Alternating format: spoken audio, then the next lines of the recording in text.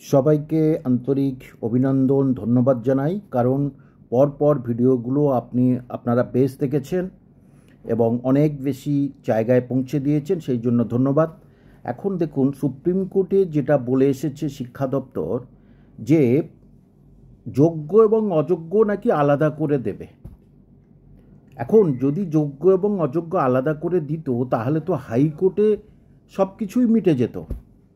তাহলে এই যোগ্যরা তারা কিন্তু এত অশান্তির মধ্যে থাকতো না। খাওয়া দাওয়া ছেড়ে দিয়েছে অনেক যোগ্য যারা আমার ছাত্রছাত্রী। তাহলে কিভাবে আলাদা করবে? নাকি সেখানে গিয়ে গল্পটা দিয়েছে। দেখুন, ওএমআর শিট নেই, তার কোনো স্ক্যান কপিও নেই, মিরর ইমেজটা নেই। তাহলে সিবিআইয়ের উপর নির্ভর করতে হবে। আর সিবিআইয়ের উপর নির্ভর করলে কিন্তু ৮,১২৩ জনের চাকরি বাতিল করতে হবে, আবার অযোগ্য হিসাবে ঘোষণা করতে হবে।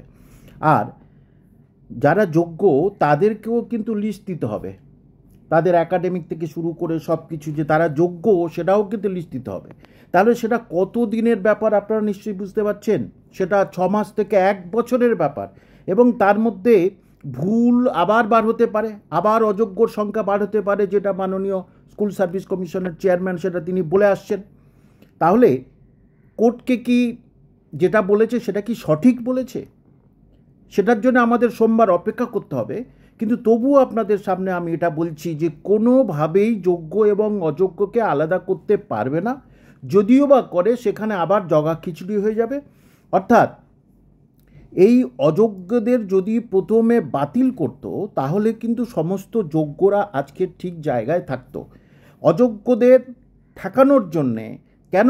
কারণ অযোগ্যরা তো অবশ্যই হামলা করবে নিজস্ব এলাকায় গিয়ে। যে টাকা দিয়েছে তারা জানে আমাদের তো চাকরি গেল, টাকা চলে গেল, তাহলে অযোগ্যদের হামলা করবে, এটা একদম নিশ্চিত। আর